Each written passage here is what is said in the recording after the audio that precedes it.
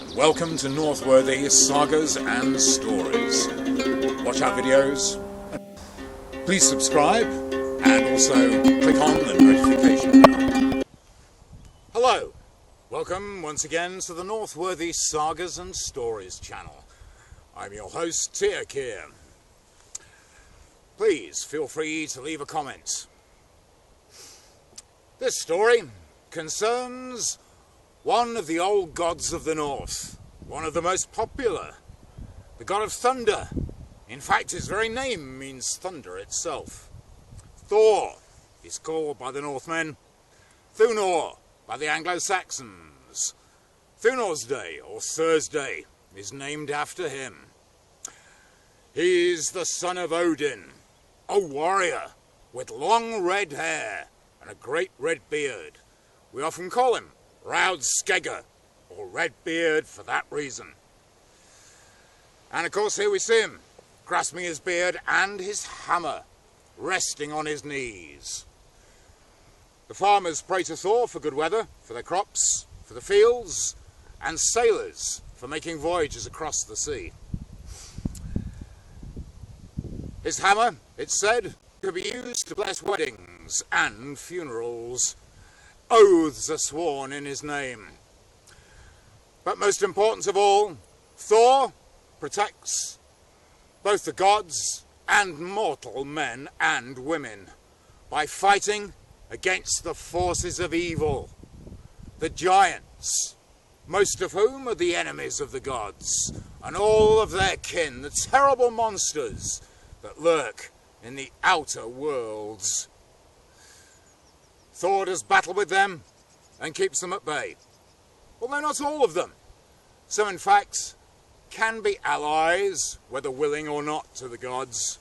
And we'll discover more of that in a short while. But one more thing must be said about Thor. He loved fighting, slaying giants, it's true. But also, he loved feasting. Oh yes, if there was a banquet, then Thor was there. And it was on one of these occasions when the gods had been out hunting, out in the forest with their throwing spears and their bows and arrows. They come home with their catch, settle down to eat, and the evening was going well. Thor, he'd eaten 5 deer and 2 bulls all by himself.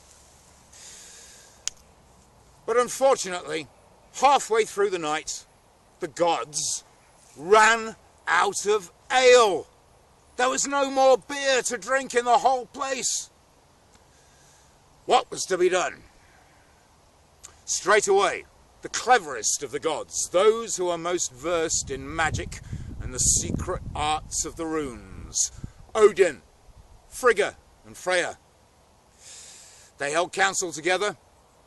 They carved runes into sticks, cast them upon the ground, watching where they lay. And it turned out, as they looked, very soon they realised the choicest cauldrons for brewing ale were to be found in the hall of the ocean giant Egil.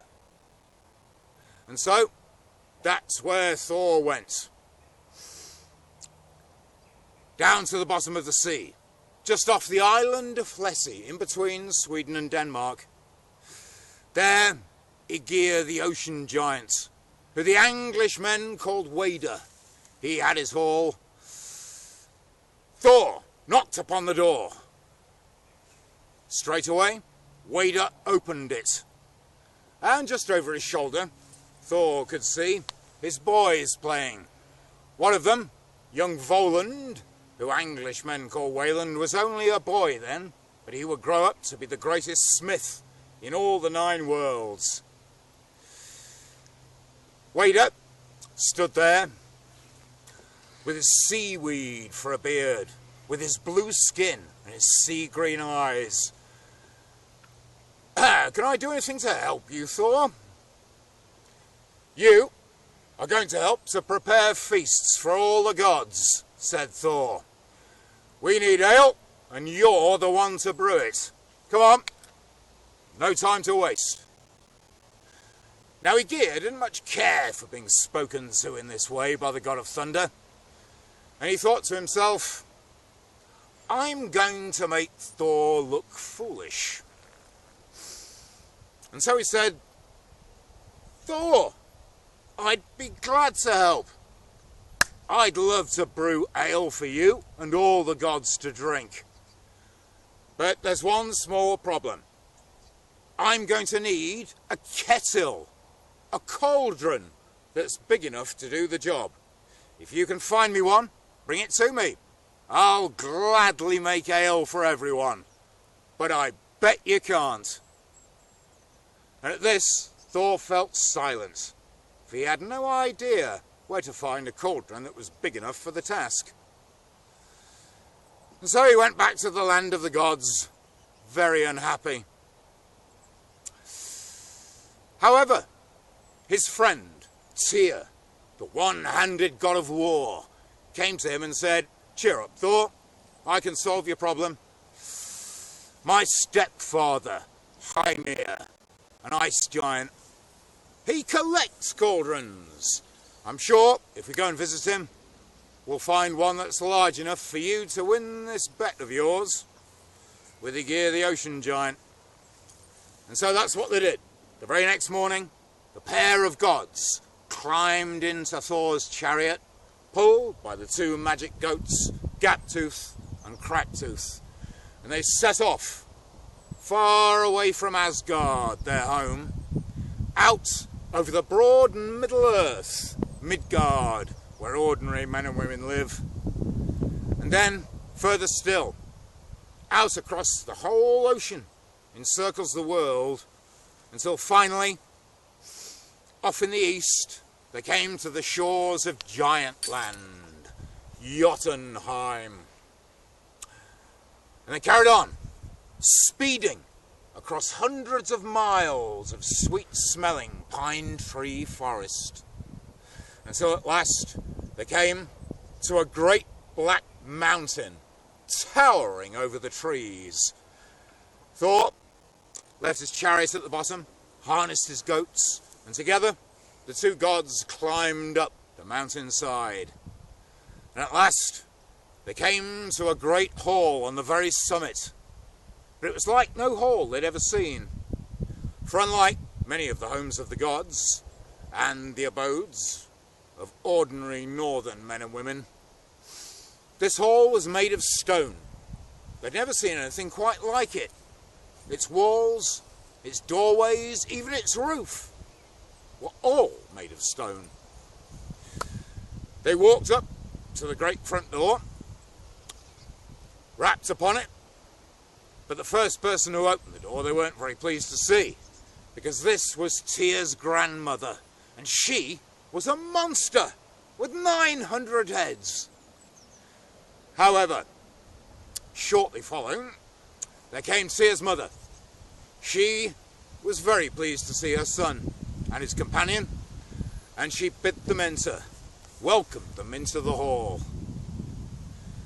But then she said, my husband, he doesn't like surprise guests, and he's just about to return at the moment. I think the two of you are better just hide behind over there, behind that pillar, and I'll just tell him you're here. Hymir strode into the hall. Before he appeared, they could hear a chink, chink, chinking sound outside the porch. And then he stepped under the rafters.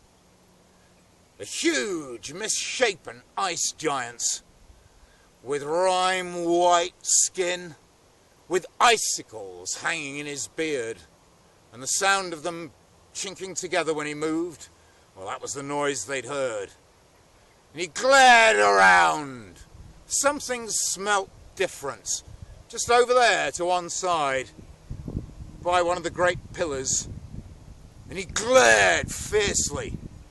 His stare was so intense that the wall itself began to crack and crumble, and a great shelf fell from its place, and with it came 9 cauldrons, 8 of them shattered upon the ground, only the 9th one remained intact.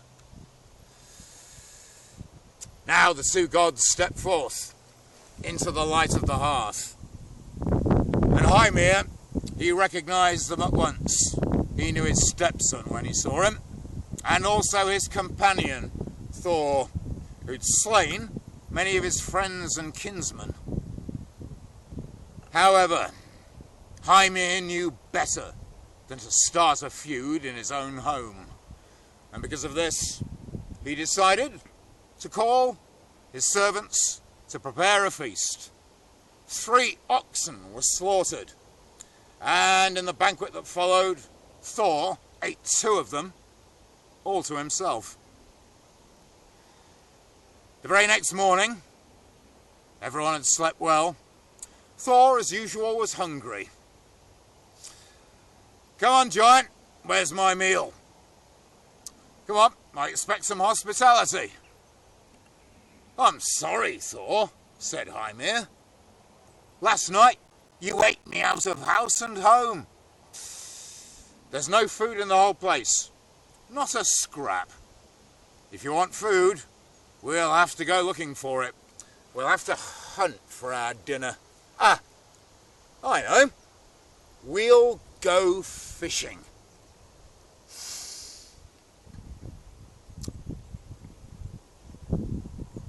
For now, that's the end of this first half of the story of Thor and the Middle-earth worm.